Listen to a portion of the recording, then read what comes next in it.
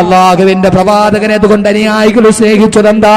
ഒരാൾക്ക് മറ്റൊരാളോട് സ്നേഹം തോന്നാനുള്ള രണ്ടാമത്തെ കാരണം അവന്റെ വ്യക്തിത്വമാണെങ്കിൽ അള്ളാന്റെ പ്രവാചകന്റെ വ്യക്തിത്വത്തെ വെല്ലാൻ കഴിയുന്ന ഒരൊറ്റ വ്യക്തിത്വം പോലും ലോകചരിത്രത്തിന്റെ ഇന്നലകളിൽ കഴിഞ്ഞു പോയിട്ടില്ല എങ്കിൽ ഇന്നും മദീന റൗളയുടെ ഓരത്ത് വിശ്രമിക്കുന്ന പ്രവാചകന്റെ തിരുസദസ്സിലേക്ക് ആയിരക്കണക്കിന് അനുയായികൾ ഒരു തീർത്ഥാടകരെ പോലെ കടന്നു ചെല്ലുമ്പോ വർത്തമാനകാല ലോകത്തിൽ നിന്ന് കടന്നു പോയിട്ട് 14 നൂറ്റാണ്ട് തികഞ്ഞിട്ടും ഇന്നും ഈ വേളാവൂർ പള്ളിയുടെ മുന്നിലിരിക്കുന്ന എന്റെയും നിങ്ങളുടെയും മനസ്സിൽ അല്ലാഹുവിന്റെ റസൂൽ എന്ന് പറയുമ്പോൾ കേൾക്കുമ്പോൾ ഉണ്ടാകുന്ന വല്ലാത്തൊരു അനുഭൂതി ഉണ്ടല്ലോ, വല്ലാത്തൊരു സ്നേഹമുണ്ടല്ലോ. ആ പ്രവാചകന്റെ അടുക്കലേക്കൊന്ന് കടന്നു ചെല്ലാൻ, ആ പ്രവാചകന്റെ മുറ്റത്തേക്കൊന്ന് കടന്നു ചെല്ലാൻ, ആ റൗളാ ശരീഫിലൊന്ന് സലാം പറയാൻ അല്ലാഹു നമുക്ക് തൗഫീഖ് നൽകി അനുഗ്രഹിക്കുമാറാകട്ടെ.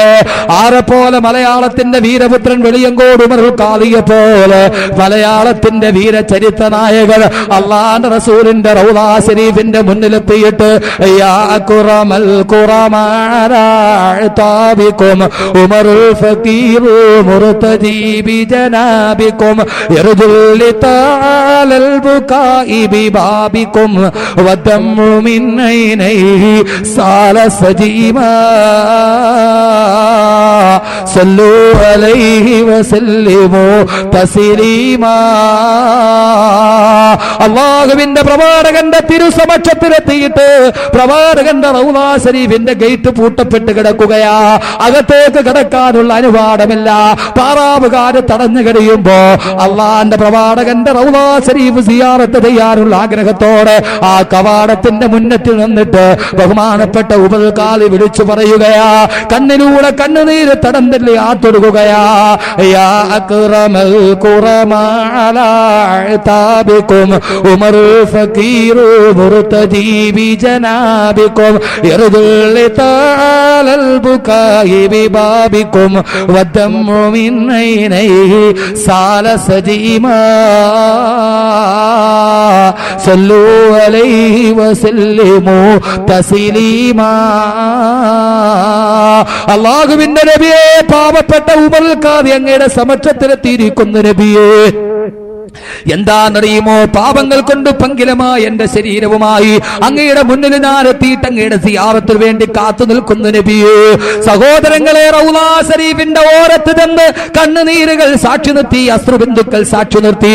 മരണത്തിന് ശേഷം 14 നൂറ്റാണ്ട് കഴിഞ്ഞിട്ടും അനുയായികളുടെ മനസ്സിൽ ഒരു മായാത്ത വിഗ്രഹം പോലെ, ഒരു കനക വിഗ്രഹം പോലെ പ്രതിഷ്ഠിക്കപ്പെട്ട ഏറ്റവും വലിയ വ്യക്തിത്വത്തിന്റെ ഉടമേ നബി മുഹമ്മദ് മുസ്തഫ വിവിധമായ മേഖലകളിലൂടെ പാവങ്ങളുടെ പുനരുദ്ധാരകനായി, അനാഥകളുടെ സംരക്ഷകനായി, സ്ത്രീത്വത്തിന്റെ വിമോചകനായി ലോകത്ത് പ്രവാചകന്റെ വ്യക്തിത്വം പറയാൻ ഒരാൾക്കും കഴിയില്ല.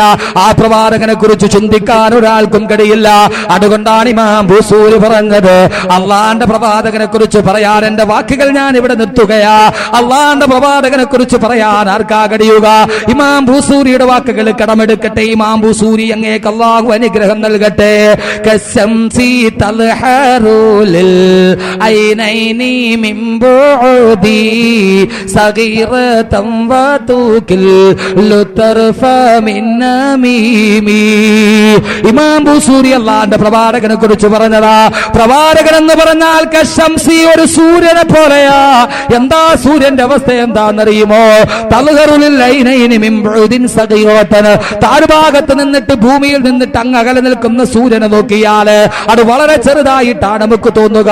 ഈ ഭൂമിയിൽ നിന്ന് 14,95,97,906 കിലോമീറ്റർ അകലെ നിൽക്കുന്ന സൂര്യഗോളമുണ്ടല്ലോ.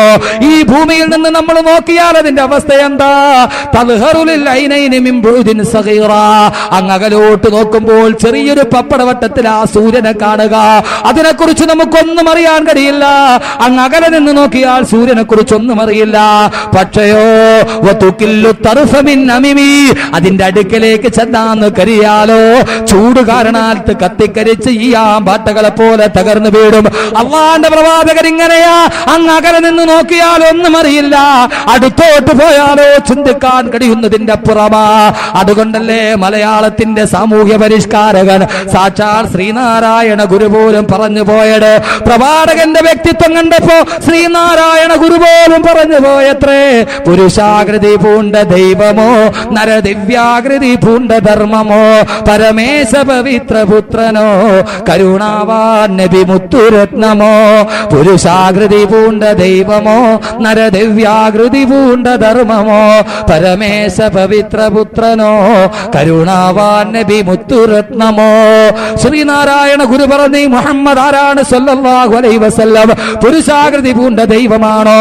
ദൈവം ഒരു പുരുഷന്റെ ആകൃതി പൂണ്ട് ആകാശത്ത് നിന്ന് ഈ ഭൂമിയിലേക്ക് വന്നതാണോ? അതല്ല നരദിവ്യാകൃതി പൂണ്ട ധർമ്മമോ?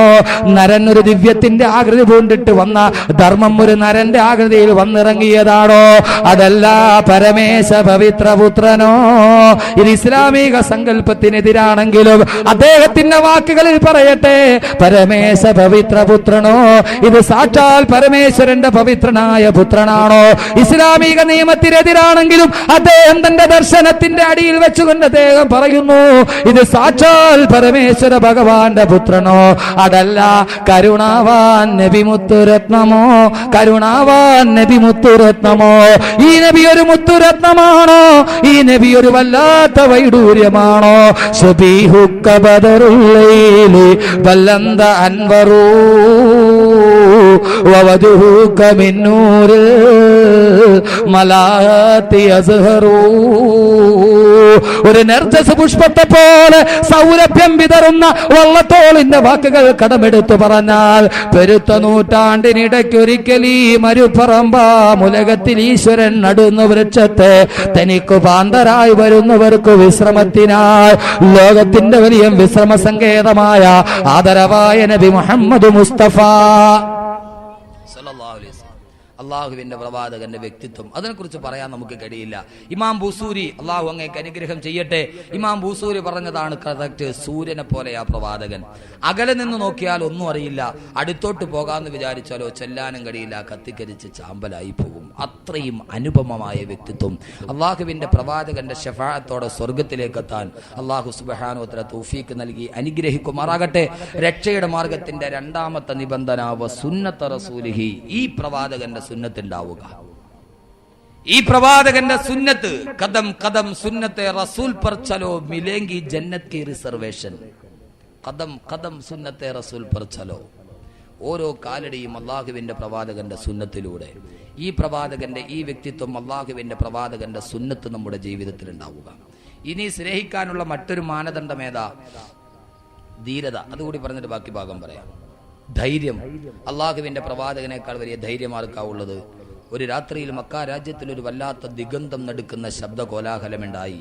അബൂജഹലടക്കം ആളുകൾ വീടിന്റെ ഉള്ളിൽ കഥകടച്ച് പേടിച്ചു വിറച്ചിരുന്നപ്പോ അള്ളാന്റെ റസൂല് തന്റെ പടക്കുതിരയുടെ മുകളിൽ കയറി ചുറ്റി നടന്നു നോക്കി എന്താണ് സംഭവം. ലോകത്തിലെ ഏറ്റവും ധീരനായ പ്രവാചകനാണ് ബഹുമാനപ്പെട്ട മൂസാ നബി അലൈഹി സ്വലാത്തു വസ്സലാം. മൂസാ നബി വല്ലാത്ത ധീരതയുടെ നല്ല അധികായനായ മനുഷ്യനാണ് മൂസാ നബി. എന്ന് പറഞ്ഞാൽ ഒറ്റയടിക്ക് ഒരാളെ കൊന്ന ആളാ. ഫവക്കസഹു മൂസ ഫഖളാ അലൈഹി. ഫവക്കസഹു മൂസ, മൂസാ നബി ഒരാൾക്ക് ഒരൊറ്റ അടി കൊടുത്തു. ഫഖളാ അലൈഹി, അവൻ മരിച്ചുപോയി. അത്രയും വലിയ നല്ല തണ്ടും തടിയുള്ള ആളാണ് ആര്? ബഹുമാനപ്പെട്ട മൂസാ നബി. നല്ല തണ്ടും തടിയുള്ള ആൾ. മൂസാ നബി ഏറ്റവും വലിയ ധീരനായ പ്രവാചകനാണ്. ഒരൊറ്റ അടിക്ക് ഒരാളെ കൊന്ന ആളാ മൂസാ നബി അലൈഹി സ്വലാത്തു വസ്സലാം. ആ മൂസാ നബി പോലും അള്ളാഹുവിന്റെ പ്രകാശം കണ്ടപ്പോ ബോധരഹിതനായി താഴെ വീണു. ഞാൻ കൂടുതൽ വിശദീകരിക്കാനുള്ള സമയമില്ല. പക്ഷേ അള്ളാഹുവിന്റെ പ്രവാചകൻ നബി മുഹമ്മദ് മുസ്തഫ മിഅ്റാജിന്റെ രാത്രിയിൽ പാതിരാത്രിയിൽ ഉമ്മുഹാനി റളിയല്ലാഹു തആല അൻഹയുടെ വീട്ടിൽ കിടന്നുറങ്ങിയ പ്രവാചകൻ ജിബ്രീൽ അലൈഹി സ്വലാത്തു വസ്സലാമിന്റെ അകമ്പടിയോടെ ബുറാഖ് എന്ന അതിശീഘ്ര വാഹനത്തിൽ കയറി ഉമ്മുഹാനിയുടെ വീട്ടിൽ നിന്ന് മസ്ജിദുൽ ഹറാമിലേക്കും അവിടെ നിന്ന് മസ്ജിദുൽ അഖ്സയിലേക്കും അവിടെ നിന്നും സപ്തവാനങ്ങളും താണ്ടിക്കടന്ന് അള്ളാഹുവിന്റെ ആലമുൽ ജബറൂത്തും മലക്കൂത്തും നാസൂമുത്തും ഒക്കെ താണ്ടിക്കടന്ന് ഒന്നാനാകാശവും രണ്ടാനാകാശവും മൂന്നാനാകാശവും നാലാനാകാശവും അഞ്ചാം ആകാശവും ആറാം ആകാശവും ഏഴാം ഏഴാം താണ്ടിക്കടന്ന് അതീവ രഹസ്യമായ അഭൗതികമായ അനന്യ സാധാരണമായ അതീന്ദ്രിയമായ കഴിവുകൾ കൊണ്ട് മാത്രം ദർശിക്കാൻ കഴിയുന്ന അള്ളാഹുവിന്റെ അത്യുന്നതമായ ആഖിറത്തിന്റെ അതിസീമകൾ മുഴുവനും ലംഘിച്ച് മലക്കായ പ്രകാശം കൊണ്ട് സൃഷ്ടിക്കപ്പെട്ട ജിബ്രീലിന് പോലും കടന്നെത്താൻ കഴിയാത്ത, ജിബ്രീലിന് പോലും പ്രവേശനാനുമതി നിഷേധിക്കപ്പെട്ട പ്രത്യേകമായ സാഹചര്യം കൊണ്ട് ജിബ്രീലിന് പോലും താങ്ങാൻ കഴിയാത്ത, അള്ളാഹു ശക്തമായ പ്രകാശത്തിൽ നിന്ന് സൃഷ്ടിക്കപ്പെട്ട മലക്കിന് പോലും ചെന്നെത്താൻ കഴിയാത്ത രഹസ്യങ്ങളുടെ കലവറയും കടന്ന്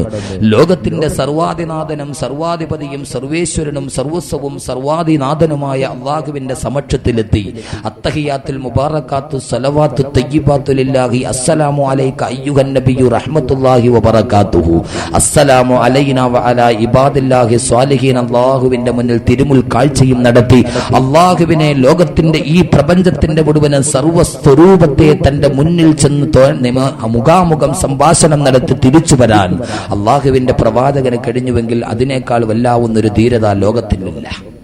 ഈ ലോകത്തിന്റെ സർവാധിനാഥന്റെ മുന്നിൽ ഒരു ചാൺ മുന്നിൽ ചെന്നിട്ട് അഭിമുഖ സംഭാഷണം നടത്തി തിരിച്ചു വരാൻ അള്ളാന്റെ പ്രവാചകന് കഴിഞ്ഞാൽ അതിനേക്കാൾ വലിയൊരു ധൈര്യം ലോകത്തില്ല. ഉണ്ടോ? സപ്തവാനങ്ങളെ താണ്ടിക്കടന്ന അള്ളാന്റെ മുന്നിലെത്തി 7 ആകാശവും അതുമായിട്ട് തിരിച്ചു വന്നു. 50 വക്കത്ത് നമസ്കാരമായി. മൂസാ നബി പറഞ്ഞു, അങ്ങയുടെ ആ സമൂഹക്കാരും മടിയന്മാരാണ്, അതുകൊണ്ട് പോയി നമസ്കാരം കുറച്ചു തരാൻ പറയാം. 45 പിന്നീട് 40 35 9 പ്രാവശ്യം പ്രവാചകൻ അങ്ങോട്ടും ഇങ്ങോട്ടും നടന്നു ആഖിറത്തിലൂടെ. എന്തൊരു ധൈര്യമാത്! മൂസാ നബിയുടെ അടുക്കൽ നിന്ന് അള്ളാന്റെ അടുക്കലേക്ക്, അള്ളാന്റെ അടുക്കൽ നിന്ന് മൂസാ നബിയുടെ അടുക്കലേക്ക് 9 പ്രാവശ്യം പ്രവാചകൻ നടന്നു. അവസാനം 5 വക്കത്ത് നമസ്കാരമായിട്ട് തിരിച്ചു വന്നു. ആദ്യം പ്രവാചകൻ 50 വക്കത്ത് നിസ്കാരം ഓടുന്നത്, പിന്നീട് 9 പ്രാവശ്യം പോയി 5 ആക്കിയത്. അള്ളാന്റെ പ്രവാചകൻ 9 പ്രാവശ്യം പോയി 5 ആക്കി. ചേകന്നൂർ ആരോട് ചോദിക്കാതെ വീണ്ടും 3 ആക്കി. അള്ളാന്റെ പ്രവാചകൻ 5 ആക്കി കൊടുത്തു. ചേകന്നൂർ എന്ത് ചെയ്തു? അതിനെ വീണ്ടും 3 ആക്കി. അതുകൊണ്ട് എന്ത് പറ്റി? JCB മുസ്ലിയാർ അസ്ഥി പോലും കിട്ടിയില്ല. JCB മുസ്ലിയാർ അറിഞ്ഞൂടെ? ചേകന്നൂര് JCB കൊണ്ട് തോണ്ടിയിട്ട് ഇതുവരെ കിട്ടിയിട്ടില്ല. ഒരു 10-12 വർഷം മുമ്പ് വാതിന് പോകാതെ ഇതുവരെ തിരിച്ചു വന്നിട്ടില്ല. എന്തോ ഒരു വാദമായിരിക്കും അത്. എന്റെ പ്രിയപ്പെട്ട സഹോദരങ്ങളെ, ധൈര്യത്തിന്റെ കാര്യത്തിലും പ്രവാചകനെ